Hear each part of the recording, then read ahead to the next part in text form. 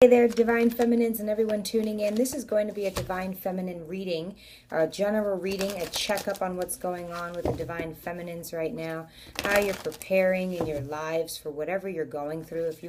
If you identify as a Divine Feminine, here is a reading for you. And let's go ahead and see what Spirit has to share with you. If you want to book a personal reading as far as if you are a Divine Feminine or not, clarification on your journey, what you believe to be happening, what you want to know to happen, etc., please follow the description box below.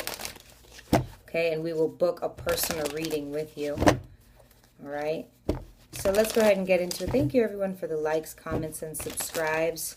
See, you wouldn't want to be here to those who unsubscribe, okay? And welcome, welcome, welcome to all of those new and same Morph team members. Let's go ahead and get right into it. Per usual, the cards are pre-shuffled. Let's see what's going on with the Divine Feminine. The Ace of Swords. So I like that Gemini, Libra, Aquarius energy, because this is something sent from what I like to notify as from the divine, a gift from above when you get some newfound sense, okay, new common sense, okay, if that's even a thing, new words of wisdom, new vocabulary words, okay, it's like you double up and you're smart, you got smarter here, okay, with a more broad spectrum, okay, on how to think, speak, what you know. Okay, usually we can be in these mental haze, even mental addictions, mental suppressing ourselves, and this helps us to get out of it because we find a new way to be able to, you know, knock out any negative aspects of thinking. But this can also do you some harm as well. So the Ace of Swords is something that is but a seed, and it's what you do with it, how you plant it, and where you go from there. Okay, with this energy. So, but I like to think of it as a positive thing, that it can help us get out of any mental confusion if we were ever asking for some newfound clarity on some truth. Okay, if we wanted to be able to speak truth to our divine masculines, if we wanted to be able to just know the truth, I mean, if we just wanted to be able to talk, you know, more openly with friends about what's going on, this will allow us to do so. Okay, next for the Divine Feminines, the Strength card, Leo energy. I love it. I love that the Major Arcana Strength is here because it talks about how we are strong-willed in knowing, saying, doing, taking action, being open, asking a lot of questions, not being so closed off in the mind and narrow-minded that we can't talk to people about how we feel, because that's all this is about. You know, not thinking and believing that, you know, what we feel as is forever, or how we feel is who we are, or we finally became, had a sense in who we are, right? You know, we finally realized something, but an even heightened sense about who we are, that we are strong enough to feel like we can be confident enough to share that with others, you know, to be able to speak with others, to be able to share what we can, that we can help others to be open about how they feel and love. Everybody knows what love is, okay? So we're learning how to be a little loose, you know, leaf, and just loosey-goosey, and just kind of learn how to go with and roll with the punches about what we're learning and what we know. I think this talks about the Divine Feminines needing to have some friends or people around them that they can confide in, being that confident that, you know, you're not going to be like subjecting yourself to some sort of massacre, okay? That you're being open and you're following the divine and what they want for you. You'll know a lot of the time that you're following the divine when it's something that you're not used to doing, when it's something that you feel like you'd rather go hide away and not do and not accomplish. Strength. She's a titan. She's a warrior. Okay. We have Temperance, another major arcana for balance and work and homework and making sure that you're doing and saying the right things, that you're strong and empowered in the right things. Remember, with the Ace of Swords, you could be led astray any kind of way. Okay, but it looks like we're moving towards a more positive way here. The Temperance card, I feel like a lot of us know that we've We also have friends that we want to talk to, or we don't have friends that we need to talk to right now. However we are in the aspect of people, we're not shying away from them. We're letting them know, we're being open and communicative about what we're going through, why we need time alone, because we don't want to open up a gate, a floodway for being secretive, or for being, for being anything that's going to keep us shut away, shut off from life, from people itself, because that's where a lot of us divine feminine are right now. And I think this Ace of Swords is going to help us in that clarity, where that's not the smartest thing for us to do anymore, or nor has it ever been. If the number 8 and 14 is some importance to you, but I love how they show this girl. She's still very dressed. She's got her fancy earrings on. She took off her rings. She wrapped her hair. Her hair is still silky. It's still done some sort, but she wrapped it up. It's saying that she's ready. She's willing to do the work that she's doing right now, no matter how tempted she may be to do other things. Right now, it seems like we're very focused on a journey. We need to be very focused on what we're doing here. And it all starts from this Ace of Swords, okay? So think about the aspect that is there, and we're being smart about the things that we need to do, because we know there are things we need to do for ourselves first. We'll be able to join them later. We'll be able to invite them to our to our what have you later. You know what I mean? But right now, it's time for us to work on ourselves no matter how tempted we are. Let's be very, very strong, okay? Ace of Pentacles, another ace. I was just about to talk about security. It's like once we follow in the footsteps of where we're supposed to go, it looks like right now our divine is really trying to talk to us, and there's going to be obviously a handful of us that are following, and we're going to be coming up on all of these blessings here. We're following the divine with these major arcanas and getting blessed with these aces, and it's all about what you do with them, where you're going to go with this. But the divine always has these here for you. Ace of Pentacles, Taurus, Virgo, Capricorn energy, new sense and security, new money, abundance, luck. Luck is coming your way. Okay, because you're not acting sporadically. You're being very smart, strategic, strong. Someone of strength has somewhat of like a heavyweight champ. Okay, you don't move like if you weigh like but a leaf. You know what I mean? You move as if you have stamina, as if you have, you're taking care of this lion. You're walking this sort of dog. You're not walking some little chihuahua. This is a lion here, and you walk with some sort of grace and heavy amplitude, and you're walking with grace here, with temperance. Okay, because it's time for some of us to kind of slow down on a path that no one is guiding, no one is leading but our own selves. And so it's time to let things unfold naturally. Okay, I'll show you that later. It's time to let things unfold naturally. Okay, and let's not be impulsive. Let's not act super quick. Right now we're being called to act slow. Do slow. Slow motion is the best way to go here. Any other words of encouragement or any advice for the divine feminines?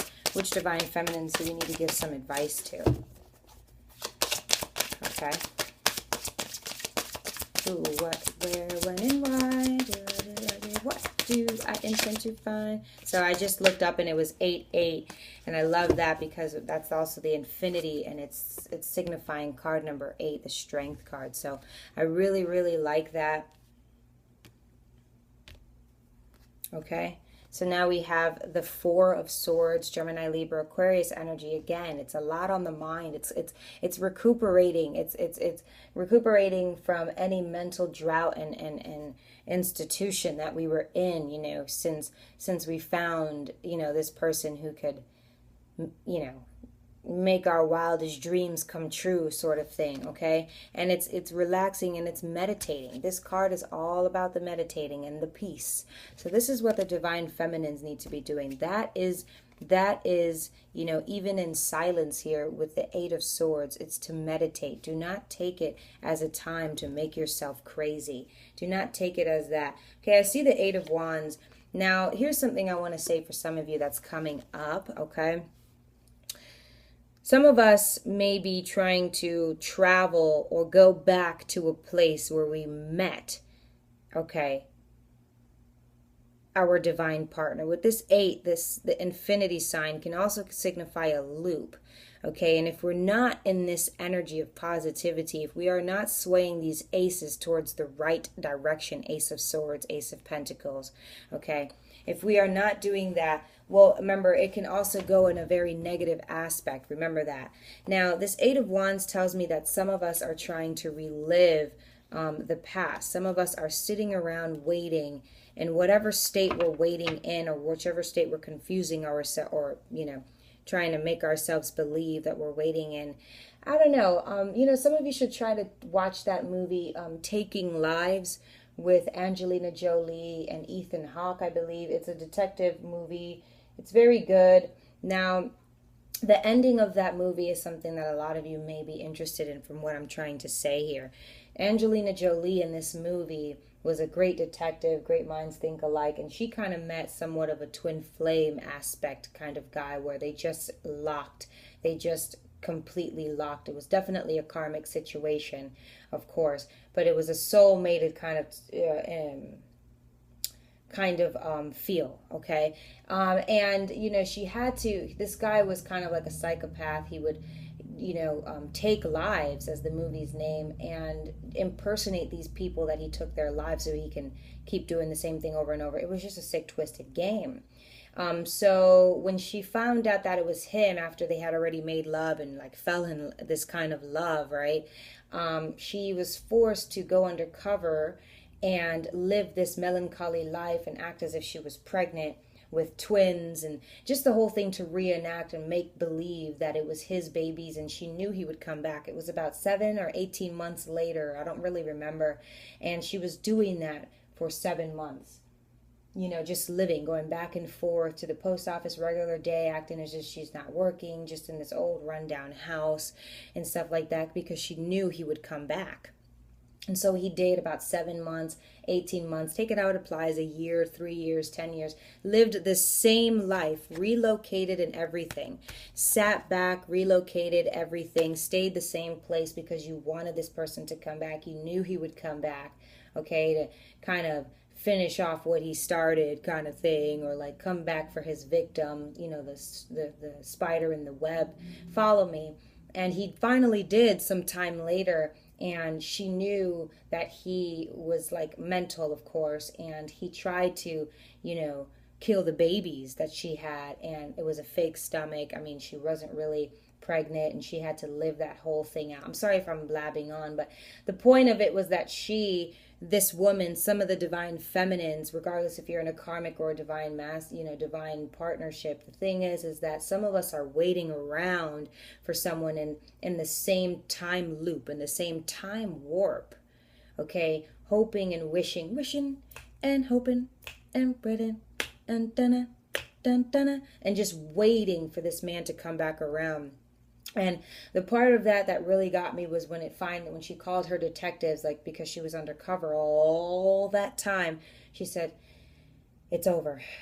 And then, you know, he said, "Okay, stay put. I'm coming to get you." You know, after she had to put him down. He was a masked serial killer. And, you know, she leaned back and she said, because it had been all that time, months, years for some of us later, that we had kept reliving in this time warp, in order to find someone that we knew would completely match our unhealthiness. When you know a part of yourself, whether that be your heart, your soul, your spirit, your mind, your body, your gut, some part of yourself that you're extremely inclined to, that part of you is the only part that you can sense, that you can feel, that you can touch, that you can taste, you can see. So that part of you is going to be the part that is going to want, that is going to yearn. And for some of us, not like Angelina, for some of us, we only know that part of us. And for some of us, we're taking this meditation, this strength, this newfound clarity, these new aces, as a fact that this is all supposed to be for one person. That this is all supposed to be for that one aspect in which I feel.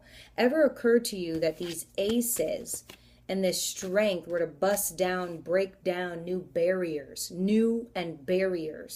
okay? And in patience and in temperance and, you know, in refusing temptation? Ever think that this was a story for you to tap into other parts of your body? It's called the Kundalini, the chakras. Ever think that you were supposed to bust out of this and even take time where you would be vulnerable in some cases to relax and to meditate, to relocate or what have you, just to be able to unlock your whole Kundalini so that at that point you can feel and activate all of those and be able to meet your match? This person for a lot of us is our divine masculine, is our soulmate, and not necessarily a karmic. Back on track, you guys. Okay?